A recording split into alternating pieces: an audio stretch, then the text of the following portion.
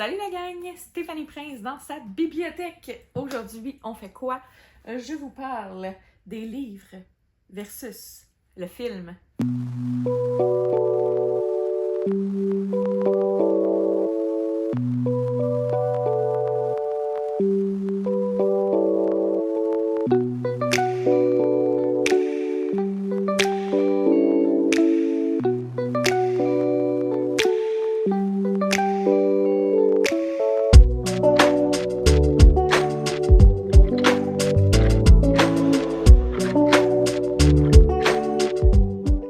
Donc, après cette très courte intro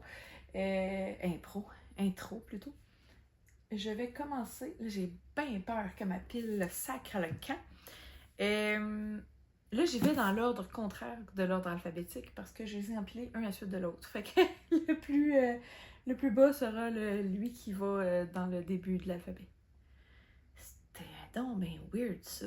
En tout cas, mon intro était pas mieux que le début. Je sais pas honnêtement à quel point je vais y aller en profondeur aujourd'hui, mais bref, on y va, puis on verra ce que ça donne. De toute façon, j'en ai beaucoup, fait que ça se peut que j'aille pas trop en profondeur dans chacun des romans.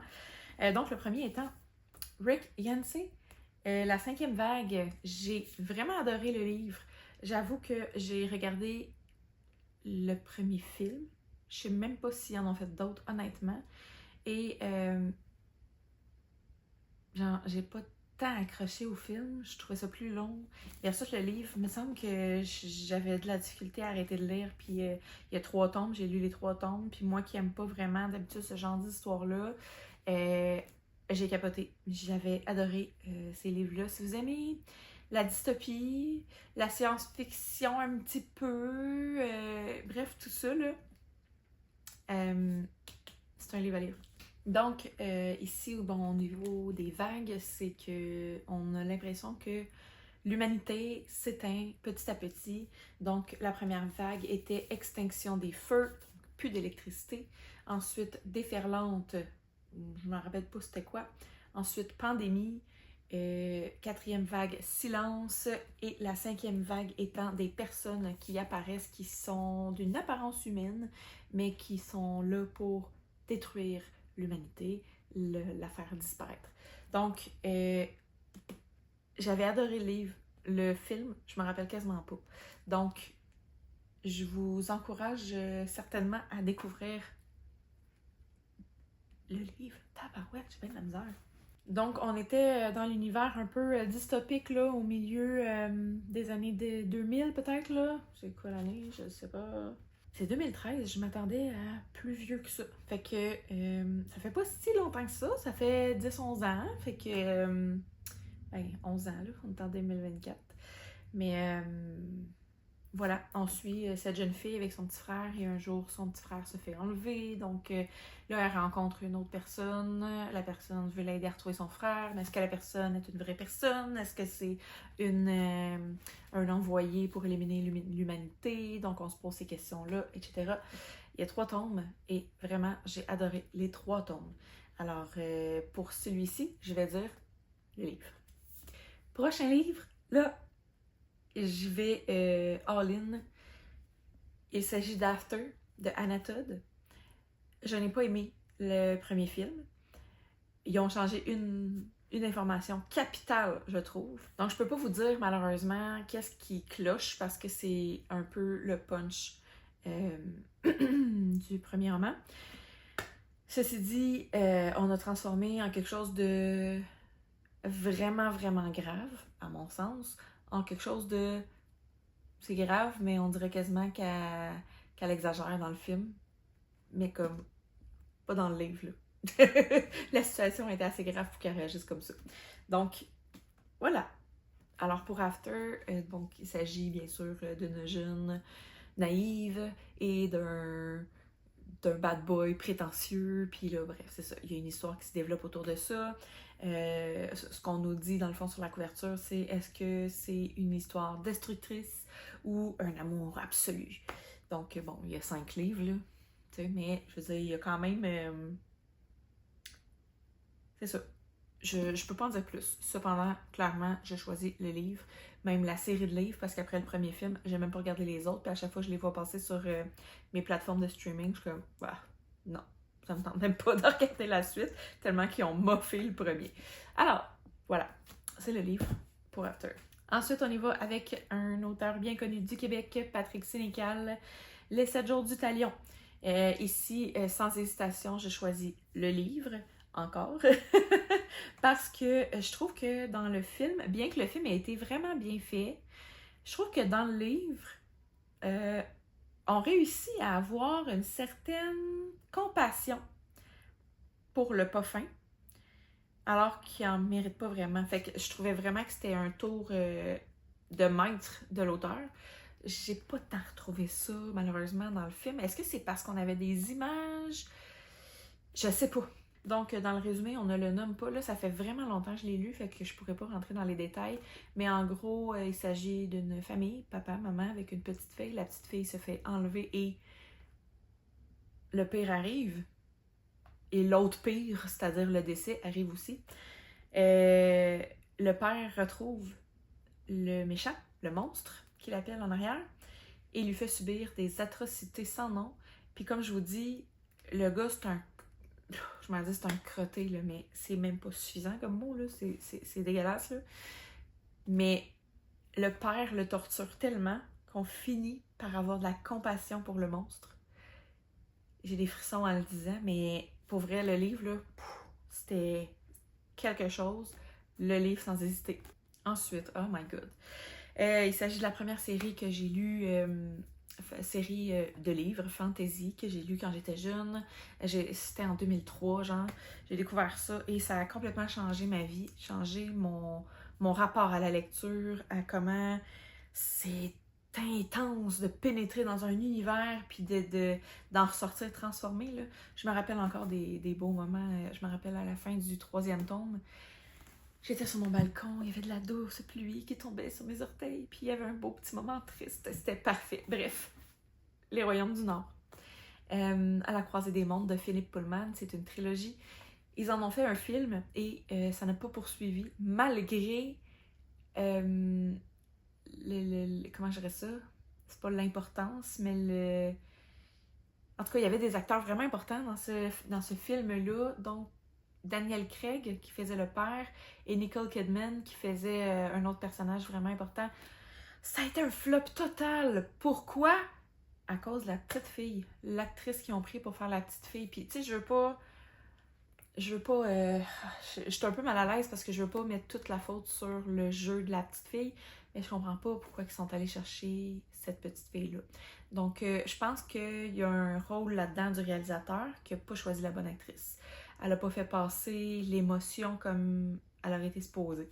En gros, la petite fille, c'est une petite crisse dans le film, mais pas là-dedans.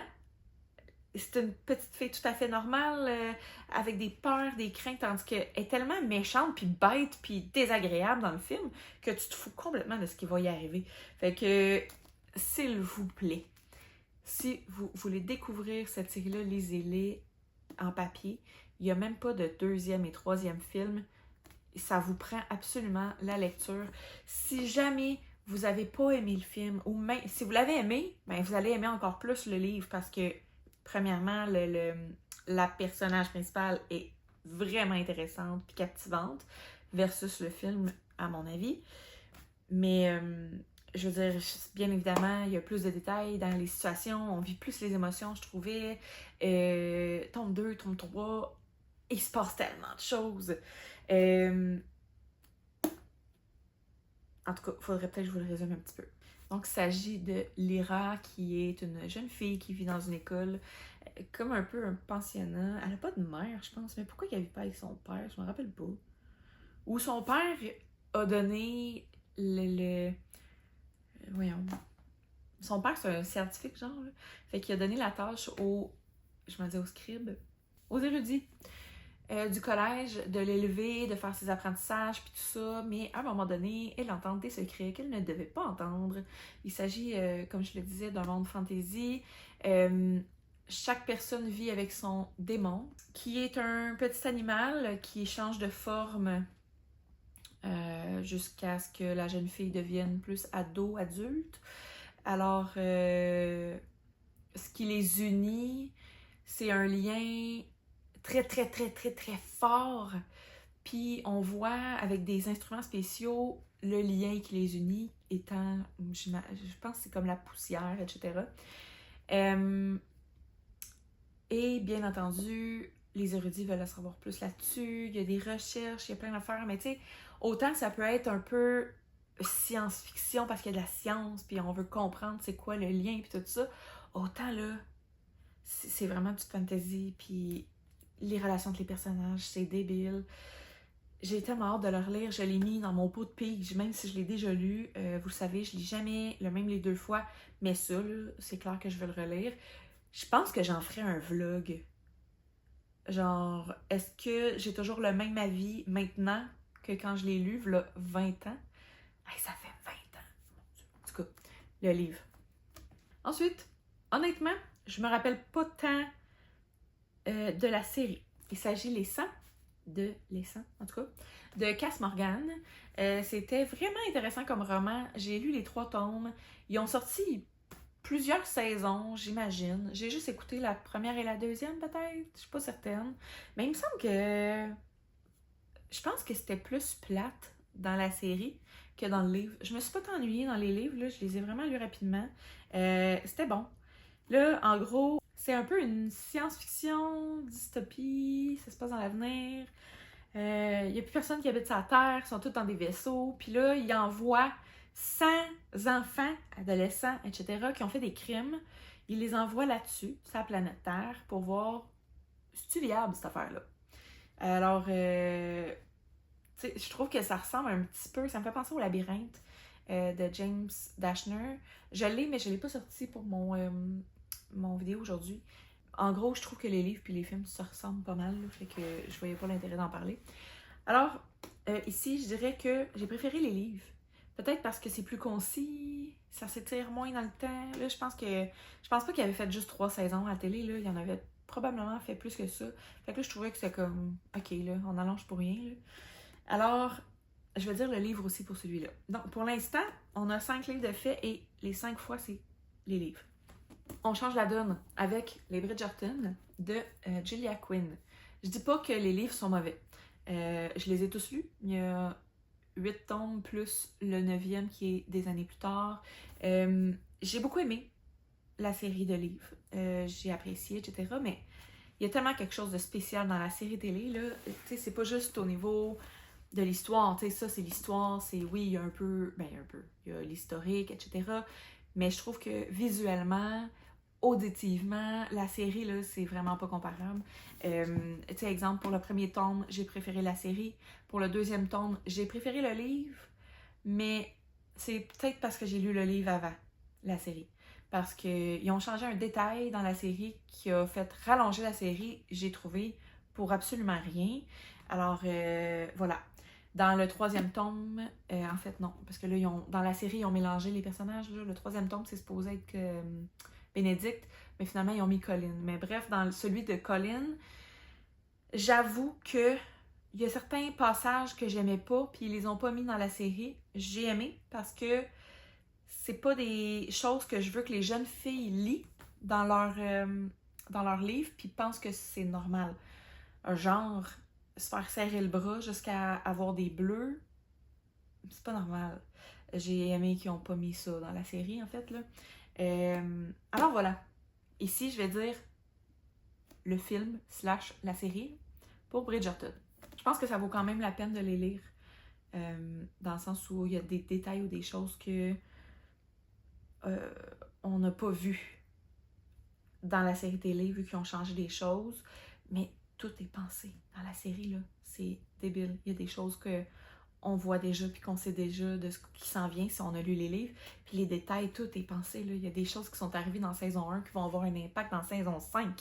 Fait que ouais, c'est fou. C'était bon. C'était bon. Vraiment bon.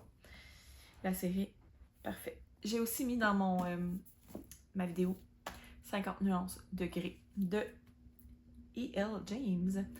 Je trouve ça très drôle parce que ça a tellement fait un tollé cette série-là quand c'est sorti. Parce que mon Dieu, on parle de sexualité débridée. Oh mon Dieu! Mais on s'entend du coup aujourd'hui avec la dark romance pis tout. Ça là, c'est de la petite bière! Fait que moi, j'avais adoré les livres. J'avais vraiment aimé. Plus que les films. J'ai aimé les films parce que ils ont pris des beaux personnages. Tu sais, la fille est belle, le gars est cute. C'était quand même intéressant. Ils ont enlevé des bouts, par contre, que je trouvais vraiment importants. Tu sais, dans le film, exemple, elle se fait frapper les fesses. Elle se fait donner la fessée. Frapper les fesses.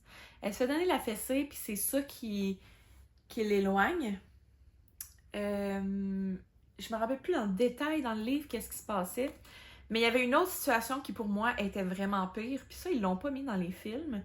Puis c'est ça, moi, qui a fait comme « Oh, ça, c'est de la violence sexuelle. Ça aurait été mon frein. » La fessée aussi. Mais ça aussi, vraiment plus, là. Alors, bref. En gros, ben, je le nomme-tu? En gros, il l'amenait toujours au bord de l'orgasme, puis il arrêtait, puis il l'insultait pas, mais genre, c'était pour la punir d'un comportement ou d'une parole qu'elle avait dit. Puis ça, je trouvais vraiment que c'était de la violence. Parce que c'est frustrant, puis là, si je me trompe pas, elle était attachée. Fait que là, elle avait comme aucun moyen de sortir de là. Bon, il y avait le mot rouge, là, je sais pas trop, puis je pense que justement, c'est la seule fois qu'elle l'avait nommé. Je me rappelle même pas dans les films si elle l'a sorti ce mot-là. Ça fait vraiment longtemps que je les ai vus. En tout cas, bref, j'ai aimé les films, oui, mais les livres étaient évidemment meilleurs. Ensuite, il s'agit de Silo, de Hugh Howey. J'avoue avoir préféré aussi le livre parce que la série, je trouve qu'il l'allonge tout le temps. Là, c'est rendu une nouvelle mode là, de séparer les séries ou les films en deux. Fait que là, ils ont sorti la moitié du livre en série sur Apple TV. Et au moment où ça devient enfin intéressant, on va dire, boum, ça ferme, ça finit. Et welcome to la saison 2. Mais j'aurais aimé ça, qu'on ait toute l'histoire, parce que là, ils ont mis un peu les bouts plates. Ça fait... C'est un peu la même chose, en fait, que Silo, Dune. Je trouve que c'est un peu ça qui est arrivé avec les films. Fait que c'est un peu le même avis ici. J'ai préféré les livres parce que j'ai trouvé qu'ils ont séparé l'histoire en deux. Et la première partie est vraiment plate. Puis elle est là, mais elle est pas plate parce qu'elle est pas aussi longue. Fait que c'était la même chose ici, là. Le film, je l'ai trouvé long, puis tu sais, je comprends que c'est une mise en situation, on veut expliquer le contexte, puis tout ça, mais tu peux pas prendre une saison pour juste faire ça. Puis, tu sais, dans Dune, justement, ils ont rajouté un bout qui se passait pas à ce moment-là. Pourquoi? Parce que c'était ben trop plate. Fallait qu'ils mettent l'action un peu. Fait que c'est là qu'ils ont mis ça, un verre géant, là. Mais ça arrivait pas tout de suite. Fait que pour Silo et Dune, même chose, je vais dire les livres. Pour la même raison. Ensuite, on y va avec notre champion de l'horreur, Stephen King, Cimetière. Le film, là, bof. Le livre, et toute honnêteté, c'était écœurant. J'avoue par exemple que, bon, Stephen King, il y a souvent des longueurs, des longues descriptions, que des fois je comprends des fois que c'est pour mettre une ambiance spécifique, mais des fois c'est long, un petit peu trop. Vers à peu près la moitié, j'ai dû prendre une pause parce que c'était venu vraiment trop me chercher. J'ai pas vécu ça dans le film. Tu sais, Stephen King, puis là je le découvre, je suis en train de lire en ce moment 22-11-63, là, puis je découvre à quel point, oui, il y a du talent pour l'horreur, là, ça c'est indéniable, mais il y a du talent pour nous faire vivre des émotions autres que l'horreur aussi. C'est pas rare que je vais pleurer dans les livres de Stephen King, fait que tu sais, c'est pas que de l'horreur, là, on vit beaucoup d'émotions et tout. Bref, tout ça pour dire, je reste encore avec le livre ici aussi. Ah, c'était quoi l'histoire?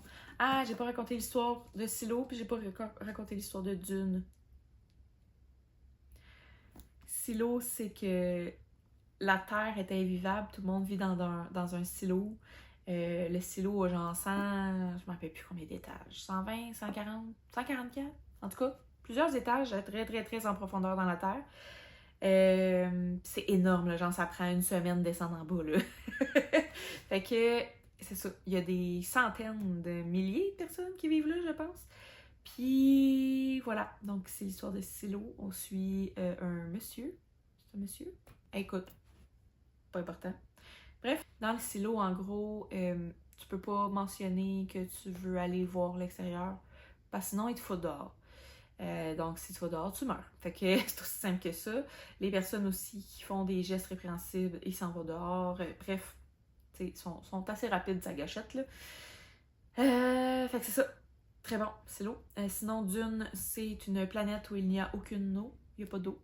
C'est un univers vraiment complexe, mais vraiment le fun à apprendre, à apprivoiser en fait. On suit un garçon, son père, sa mère, tu sais, c'est tellement construit là, il y a de la politique, de la religion, on découvre la planète. Bref, c'est bon là. C'est vraiment bon. Il manque d'eau. Il manque vraiment d'eau. Genre, faut qu'ils recyclent leur pipi, là. Fait que, c'est ça. Bref, l'univers est vraiment intéressant. Je peux même pas, je pense, vraiment décortiquer l'histoire. En tout cas, en gros, ça prend un sauveur, là, quelque part, là. Il y a des rebelles. En tout cas, pour Dune, c'était ça. Puis Stephen King, c'est cimetière, en fait, tu sais, on m'a déjà fait remarquer qu'il y a une erreur, mais s'il vous plaît, ne prenez pas Stephen King pour un imbécile. C'est pas pour rien qu'il a écrit comme ça. C'est un cimetière pour animaux. Ce sont des enfants qui l'ont pas nommé, mais qui l'ont testé, mettons. Bref, quand t'enterres un animal, il revient à la vie. Genre, il vient te rejoindre chez vous. Il est un petit peu différent, mais il revient à la vie. Donc, voilà. Puis ça, on nous amenait dans différentes émotions vraiment intenses et tout, là. Puis j'ai pas tant ressenti ça dans le film. Alors, je vous encourage à découvrir. Ensuite, on y va pour la charmante Diana Gabaldon, Le Chardon et le Tartan. C'est vraiment un livre que j'ai adoré. J'ai lu, par contre, le premier, le deuxième tome. Le troisième tome, mon signet est au début, là. J'avais mis mon signet à la fin du deuxième. Fait que tu sais, j'ai comme abandonné le deuxième, mais à un moment donné, je l'ai continué. C'est bon, là. C'est juste que je trouve que quand c'est historique à ce point-là, il y a beaucoup de détails, beaucoup de... Puis là, je pense qu'à ce moment-là, je filais plus pour quelque chose de rapide, puis je voulais changer un peu d'air, disons. Alors, ici, j'ai adoré les livres. J'ai aussi adoré la série. J'ai beaucoup aimé le choix des acteurs. Ça, c'était vraiment important pour moi. C'était vraiment bien. Ils ont changé des petits détails. Je trouve que je vis plus de moments choquants ici. Tu sais, où ce que tout le sang te quitte le visage. Il te fait « Oh non! » Mais ça, j'ai pas tant vécu, on dirait. C'est comme un peu... Ça n'est pas nommé dans la série. Versus ici, on a tous les détails d'une situation qui concerne Jamie. Alors voilà. En gros, c'est l'histoire d'une femme qui s'en va... est en quoi? En 1000... Je pense qu'elle est proche de la guerre mondiale. Ouais, c'est ça. La Seconde Guerre mondiale est en Écosse. Puis elle s'en va autour des... comment ça s'appelle? Les grosses roches, là. Des menhirs. Donc, elle s'en va dans un cercle de menhirs où il y avait des sorcières. Je ne me rappelle pas si c'était en même temps ou après, là. Bref, elle se rend là, elle touche le menhir. Poup, elle s'en va en 1743. En Écosse toujours. Donc, elle apprend à vivre dans ce nouvel univers, ce nouvel espace-temps. Bref, elle découvre Jamie, justement. Là. Ben, c'est une histoire d'amour et tout. Là, fait qu'on devine qu'avec cet homme-là, ça va aller... ça va creuser une relation certaine. Mais là, elle découvre que le méchant britannique, c'est l'ancêtre de son mari actuel en 1940. Puis, il a la même face. Genre, c'est la même personne. Fait qu'il faut qu'elle réussisse à... Pas dispatcher, là, mais... Faut qu'elle réussisse à analyser le fait que c'est pas la même personne, là. C'est pas le gentil, c'est vraiment un méchant. Puis, en tout cas, il est dégueulasse. Cet homme-là, mais c'est tellement pas la même personne parce qu'on finit un jour par voir son mari. Bref, j'ai vraiment adoré les livres. Cependant, je pense que dans les livres, il y a peut-être des longueurs qui fait que c'est à cause de ça, je les ai arrêtés. Mais là, à cause de ça, j'ai pas continué la série parce que je veux pas me faire spoiler les livres. Mais en gros, je pense que les deux ici ont des points négatifs. Ici, j'avais pas trouvé de longueur, mais dans le tome 2, oui. Fait que le tome 2 étant le talisman. Alors voilà, c'est mon avis. Livre ou série, c'est à peu près égal pour ici. Mais je pense que je reste avec mon point qu'avec le livre, j'avais plus de détails avec une certaine situation. Puis c'est ça qui m'a vraiment fait vivre des émotions fortes versus la série. Je suis claire, c'est bon. Ensuite, on y va avec le fameux Hunger Games de Suzanne Collins. Même affaire. Pareil comme le film.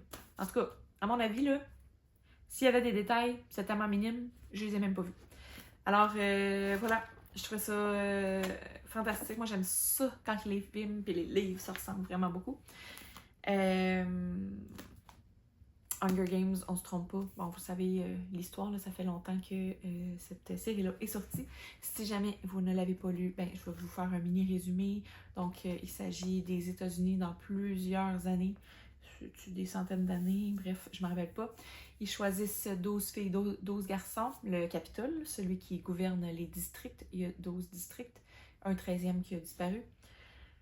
Ils envoient 12 garçons et 12 filles se battre dans l'arène, les Hunger Games, et il ne doit n'en rester qu'un. C'est pour rappeler au peuple de ne pas se soulever. Donc, chaque district a une vocation. Le plus pauvre étant le 12, le plus riche étant le 1, parce que plus il se rapproche du Capitole. Fait que, c'est bon, là. Tu sais, en gros, c'est une petite fille de 12 ans qui se fait piger au début, et sa grande sœur de 18 ans, qui était elle aussi dans la pige. Elle lève la main et se dévoue comme volontaire pour aller se battre dans l'arène. Alors, c'est tellement bon cette série-là. Là, attachez-vous bien. Je ne sais pas si vous avez vu la nouvelle passée dernièrement. Bon, là, on avait la trilogie. Il y en a un autre qui s'est rajouté. C'était la balade du chant de l'oiseau et du serpent. Je dis n'importe quoi. Je vais mettre le bon titre ici. Mais ils ont aussi fait le film de ça. Moi, j'ai trouvé ça écœurant, les deux. Il y a un 5e livre qui s'en vient, qui va parler de Haymitch. Donc, janvier 2025. Et un film, novembre 2026. C'est dans 2 ans et demi, mais ça revient. Moi, je capote. J'aime tellement ça, ces séries-là, que j'ai vraiment hâte d'avoir l'histoire d'Haymitch. Haymitch étant comment on appelle ça? Le mentor. Ouais, je fais ça. Le mentor des 2 jeunes du 12 qui s'en vont dans l'arène. Tu sais, c'est un Soulon, là. Il est alcoolique, puis on dirait qu'il prend rien au sérieux. Puis, tu sais, si c'est un mentor, c'est parce qu'il a déjà gagné des jeux. Fait qu'on verrait ses jeux à lui. J'ai hâte, j'ai vraiment hâte. Fait que je les ai tous lus en français. Honnêtement, maintenant je suis rendue assez habituée à lire en anglais. Je pense que je vais le lire en anglais en janvier 2025 parce que c'est pas vrai que je vais attendre la traduction. À moins que je sorte la traduction en même temps, mais ça me donnerait. Ensuite, on y va avec Da Vinci Code de Dan Brown. Ici, j'avoue que j'ai préféré les livres. Il me semble... Le livre. Il me semble que j'avais plus de détails puis beaucoup plus d'informations du type explosion de cerveau, là. Quoi? C'était vraiment intriguant, surprenant. Peut-être que le film a moins eu cet impact-là sur moi parce que j'avais déjà les informations. Ça se pourrait fort bien. Fait que peut-être que si j'avais inversé, j'aurais choisi le film. Mais là, j'ai lu le livre avant, fait que je vais y aller avec le livre, sans conteste. Donc, il s'agit ici de Robert Langdon, qui est un spécialiste en symbologie de Harvard, qui est convoqué au Louvre parce qu'il y a eu un meurtre. Et on s'en va dans un... on s'en va loin, là. C'est une énigme, une intrigue, tout est lié avec Léonard de Vinci. La dernière scène ou quelque chose du genre, là. En tout cas, bref, on découvre des choses, là. Quoi? Fait que, mais tu sais, c'est ça, c'est des choses qu'on nous a cachées. Tu sais, je pense que ça peut aller dans la lignée des conspirateurs. Là, on s'en va, genre, Non, non, c'est dans l'autre livre. Je m'en dis les Illuminati, là, mais je pense pas que c'est là. En tout cas, bref, on s'en va loin dans l'histoire. On apprend des choses sur l'histoire. Bon, bien sûr, c'est une fiction. Donc, faut pas nécessairement tout croire. Mais il y a certaines choses que j'étais vraiment comme... Wow! C'était quelque chose. Alors, ici, je vais aussi choisir le livre. Bien que le film ait été intéressant, ici, j'ai été vraiment surprise et sur le cul. Alors voilà, c'est mon avis. Ensuite, on y va pour un livre que j'ai abandonné, donc je l'ai même pas lu au complet. Est-ce que j'ai pas mis de signet puis j'ai corné une page? Oh mon Dieu! Alors, c'est dans une autre vie, j'étais une toute autre personne. Je tiens à m'excuser à toutes les personnes que ça va avoir choqué. Donc, il s'agit ici du livre Le cycle des robots, tome 1, Les robots, de Isaac Asimov, le père de la science-fiction. Donc ici, vous avez sûrement déjà vu le film, sûrement, peut-être pas, là, le film avec Will Smith, là, iRobot, les robots en français. Et on se fie aux 3 règles d'Asimov pour la création des robots. Donc, la première étant, un robot ne peut porter atteinte à un être humain ni, restant passif, laisser un être humain exposé au danger. Deuxième loi, un robot doit obéir aux ordres donnés par les êtres humains, sauf si de tels ordres entrent en contradiction avec la première loi. Et la troisième loi, un robot doit protéger son existence dans la mesure où cette protection n'entre pas en contradiction avec la première et la deuxième loi. Donc, honnêtement, c'est pas fuck all la même affaire. Fait que je suis pas sûre que les robots, c'est les robots. Tu comprends? Parce que ce film-là, je l'ai écouté des dizaines de fois parce que j'ai vraiment adoré ça. J'aime ça quand l'intelligence artificielle prend le contrôle puis que, comme être humain, on fait comme fuck! On a donc ben été cave!